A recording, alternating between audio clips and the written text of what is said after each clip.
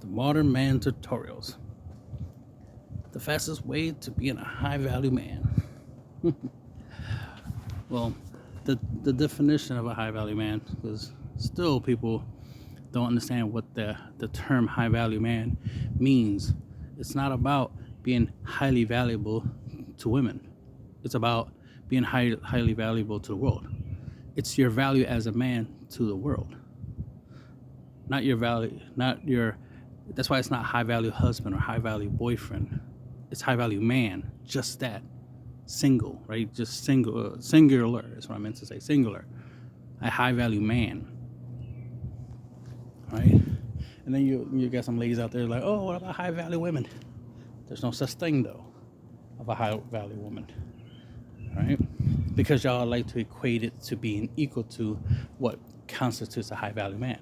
A high value man is somebody who's highly valuable to the world, that benefits the world. So there wouldn't be a high value woman because you wouldn't be doing the same thing as a high value man. His value is based off of what he does for the world. That's what makes him high value to the world.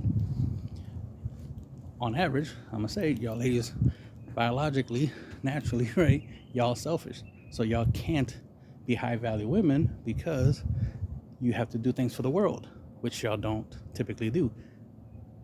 Y'all do things for yourselves. The reason y'all do what y'all do is for you.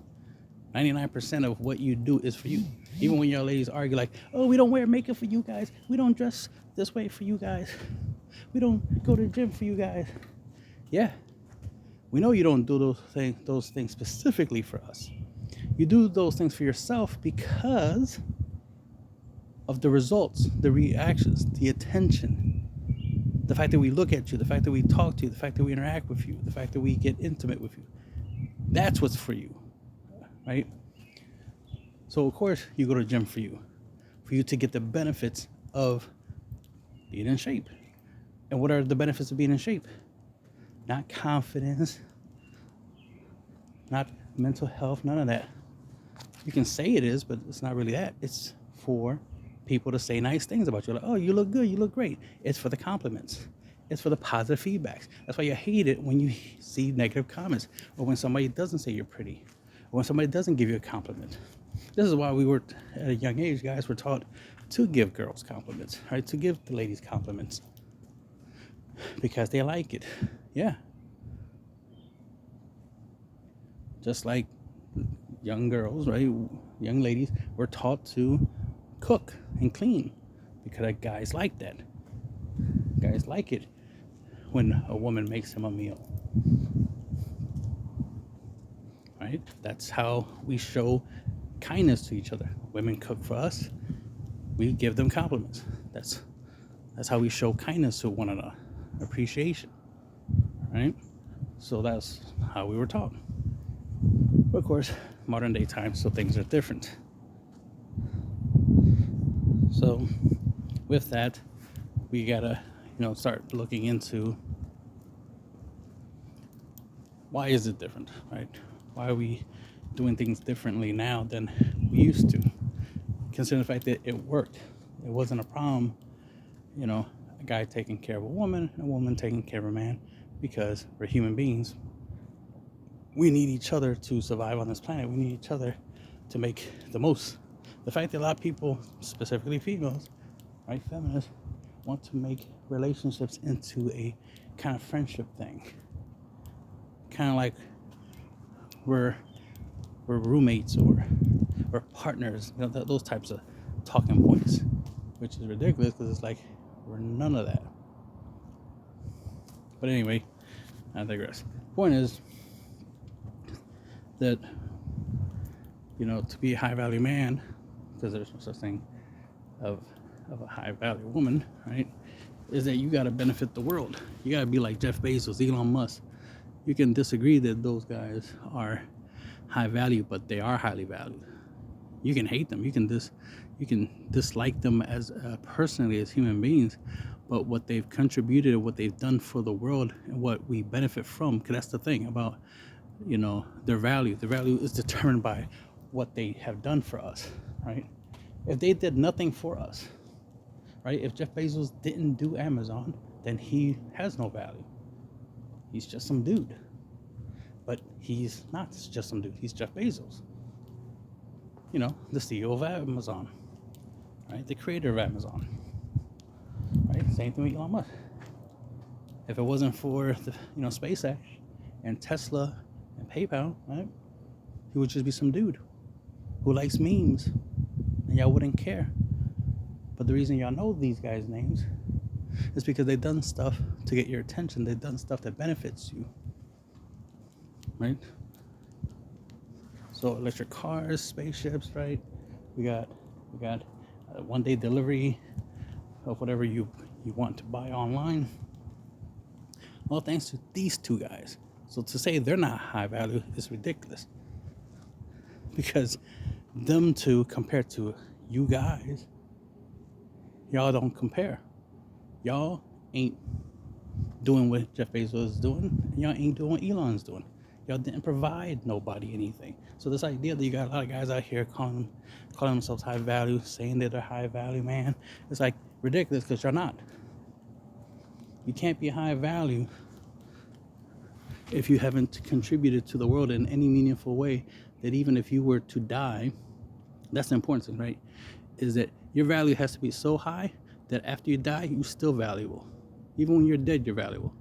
That's how you know you're high value, is that if you were to die tomorrow, you will still be valuable to the world, because you've done something that's greatly impacted the world. But if you're just some dude who, did some drop shipping online, made a lot of money, invested in Bitcoins, made a lot of money that way, and then all you do is spend money chasing girls and stuff like that, talking about I'm high value, and then if you die tomorrow, no one will remember. Most people will probably forget after a while do you even exist. So like 2-3 years from now, people might remember, like, oh, wasn't that guy that did drop shipping, and the crypto, was it? Yeah, damn. I mean, he had money, but damn, that's sad. He crashed in a car or some shit. Like, and that's all. That's your contributions to society. You made some money and you died in a car crash. That's it? That's not high value. That's low value. Because that's no value. Low value means you actually still have value, right? That's no value. You were of no significance because you just existed, and that's it. You existed and now you don't. You're here and now you're gone. Nothing special about that, right? This is why, like, grandmothers, grandfathers, who will be remembered for a long, long time through their their grandkids, great grandkids, and stuff like that, through family legacy, right? Because they created the family, and the family will be the ones that definitely remember them. And if they've done anything of great, like, let's say your great grandfather was in the military, right? He was in World War I or World War II or something like that. That's noteworthy, and that's a contribution to society, right? That's a contribution to the world. That war or those wars were impactful. They affected the world. So any of the guys, men and women that fought in these wars are definitely high value in that regard, right? Especially if we remember them. But back to, like I said, the high valueness of being a high value man is that you gotta contribute something to the world that benefits the world. So if you're not, creating a new power source or cure for cancer or anything of that nature, you're not a high value man. If you're not doing anything that makes the world function better, then you're not a high value man. You're just some dude. Now, you can be a high quality man. That's what y'all really mean when y'all say high value. When y'all say high value, what you mean is quality. You're a quality man. You're a man of substance, right? You have money, character, physiques, resources. So you're, you got some, I'll say value, right? You have some value that some ladies out here will want. But this idea of trying to equate high value man into the, into red pill or relationship advice or whatever, mainly that's what I see as, on the red pill, that they keep trying to use the word high value man because they love the way it sounds. But the thing is, this does not apply to you guys. You guys are, self-help, right? You're just a whole bunch of dudes who are telling guys, hey, go to the gym, eat healthy, work out, and then you might get some chicks, and that's it. It's like, okay, so it's the typical shit that everybody's been promising guys for years. All those guys that used to make those videos about like how to make a lot of money, it was always for the goal of getting women. So it's like nothing special. So it's not. So the path that the red pill is on is not to help you become one. Doesn't help you become high value. That's for sure. If anything, it just makes you a fuckboy. Because the whole goal is just to make money so you can get women. That's it. Not against that. Just saying that that's all it really is. Nothing special. So it's not about high value. So it's definitely not about making a difference in this world. They love using that word, purpose. Be about your purpose. Man, you gotta find his purpose. Blah blah blah. It's like every guy has his purpose, but the irony is, having a wife and kids is a purpose. Might not be a purpose for every guy. Every guy might not want that purpose, but it is a purpose. So that's why when you see nonsense on the internet, like, hey, get a vasectomy when you're in your 20s and that kind of stuff. Have sex with 50 plus women. It's like, this is not good advice. I mean, if you want to be a fuckboy, then yeah, this is great advice. This will make being a fuckboy easier, right? But if the idea is that you want to be a man, first and foremost, right? You want to be a man. Well, being a man is about being selfless, not selfish. So it's more about giving than receiving. So that's why protecting and providing are two characteristics of a man. You provide services for others, like lifting heavy things for other people, or protecting them, or giving them money, and the list goes on, or giving them solutions to problems, right? Being a problem solver. These are things that make you a man. And the reason why we have some high value men, like Jeff Bezos, for example, and Elon Musk, Steve Jobs, guys like that, right? It's because they did things, even Bill Gates, right? They did things to solve problems. Now you can say they've also created a fair share of their own problems. They're humans, they're not perfect. But they have solved a lot of problems, right? Amazon with the one-day shipping thing solved that one problem, plus the fact that you can go to one website and use it like a search engine to find whatever you want to find, and you more likely will find it and get it delivered in a short period of time.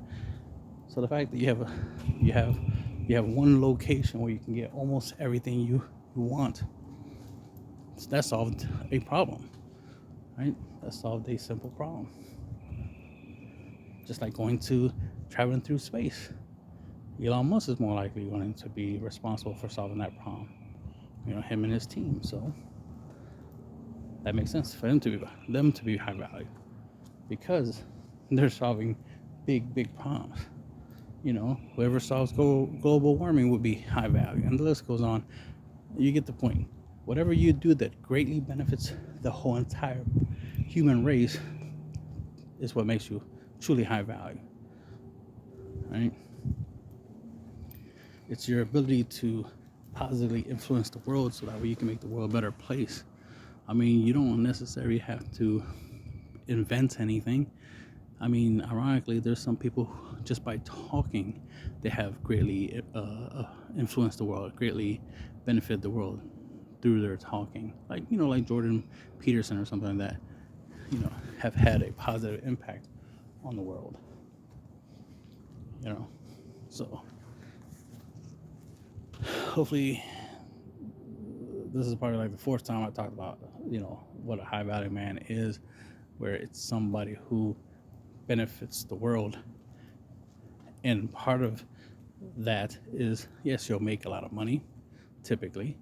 So that's a measure, a sign of your contribution to the world is you get rewarded with large sums of money. And then, there's the respect factor. A lot of people know who you are.